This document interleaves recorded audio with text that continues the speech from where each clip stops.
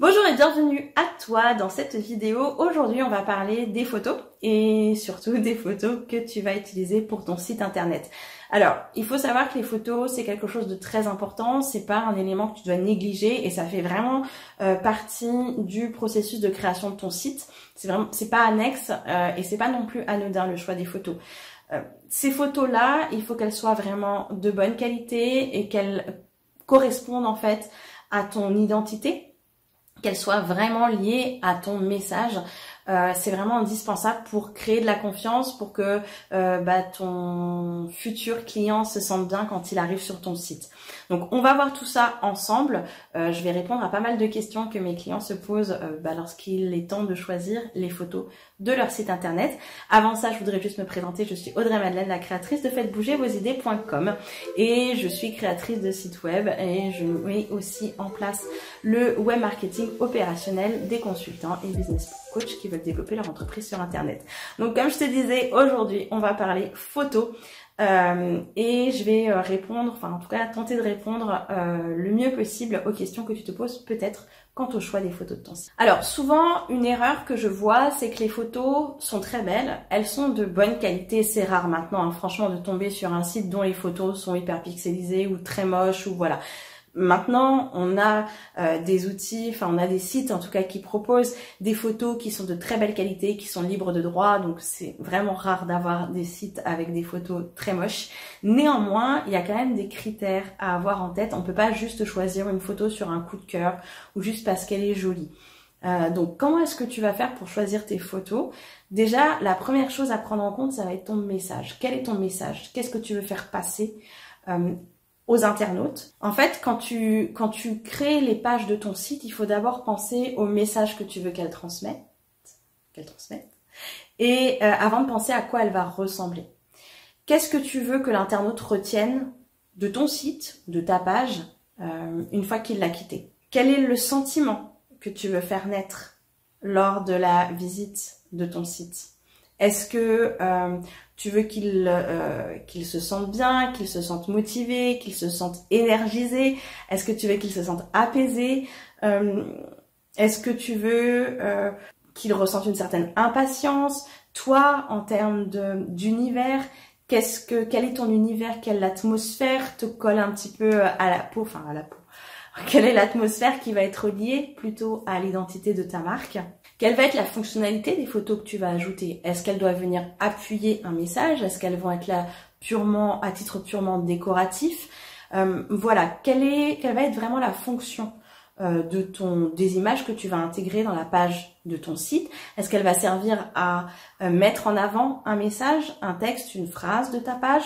Donc toutes ces choses-là, tu dois y penser parce que ça va te guider en fait dans le choix et dans la sélection de tes photos. Parce que effectivement, au-delà de l'atmosphère, etc., l'endroit où tu vas positionner tes photos aussi va être important puisque s'il y a une photo dont la fonction première est de faire ressortir un message, peut-être qu'elle va nécessiter d'avoir tel ou tel format, peut-être qu'elle va nécessiter d'avoir telle ou telle lumière, couleur pour permettre au texte d'être lisible.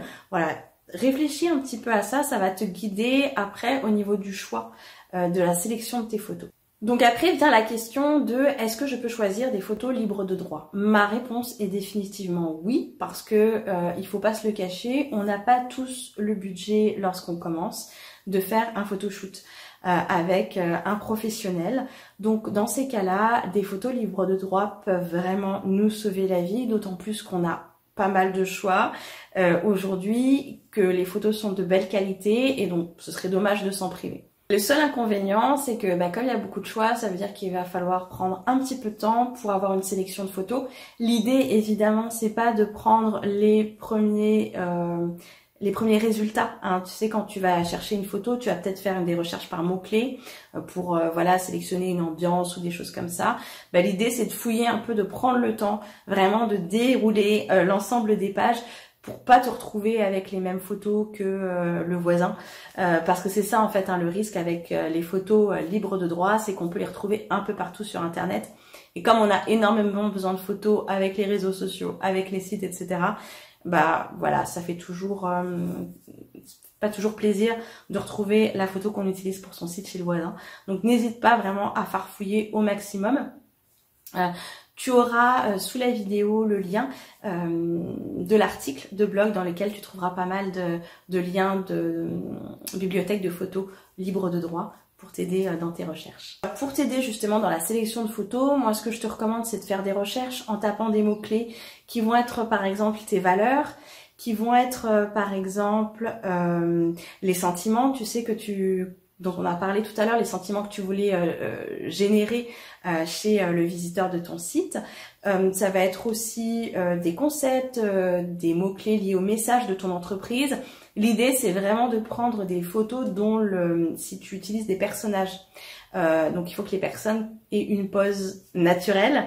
Il y a parfois des photos qui font très cliché en termes pro, éviter plutôt ce genre de photos-là, prendre voilà des gens qui sont plus dans des poses naturelles, à toi de voir après s'il faut qu'ils soient en pleine nature ou pas, mais voilà, il faut toujours que ça colle vraiment à ton image d'entreprise. Alors après, l'autre difficulté, quand on ne passe pas par un professionnel et qu'on fait pas une séance de shooting, qu'on prend comme ça des photos un peu à droite à gauche, c'est de quand même avoir une unité dans les photos qu'on va choisir en fait.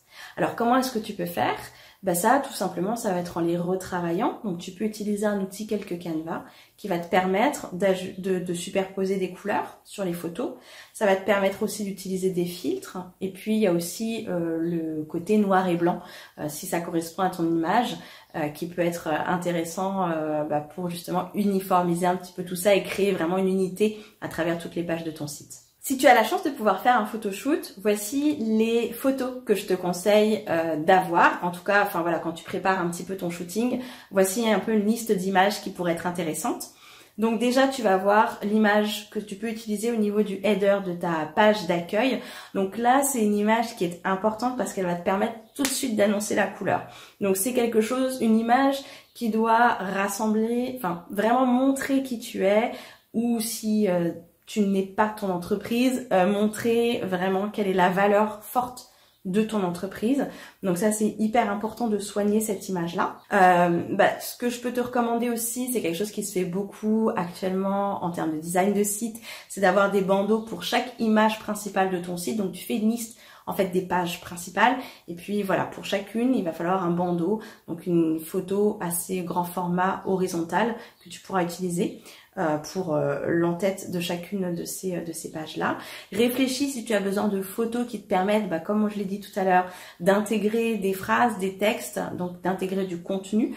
Dans ces cas-là, soit tu vas me mettre un filtre qui va faciliter la lisibilité, la lecture du texte, soit tu vas utiliser au niveau de la compo de la photo, des éléments qui vont permettre de faciliter aussi la lecture du texte. N'oublie pas aussi d'avoir des portraits de toi, portraits format vertical, ça peut être intéressant. Si tu travailles avec plusieurs personnes, tu as une équipe, tu peux tout à fait avoir des portraits aussi de chaque personne de ton équipe, ça peut être des photos de groupe aussi, là aussi horizontal ou vertical en fonction du design et de la conception de la page sur laquelle tu vas intégrer la photo. Évidemment, si tu proposes des produits, des photos de tes produits, tu peux aussi avoir des photos qui personnalisent le concept de tes offres. Ça peut être quelque chose d'intéressant. Tu vois, une photo de toi qui va être en situation pour tes offres de services, par exemple.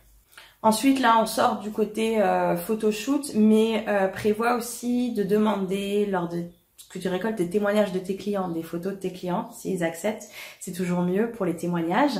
Regarde aussi un peu quel type de photos, ou du moins quel type de visuel tu veux pour tes articles de blog.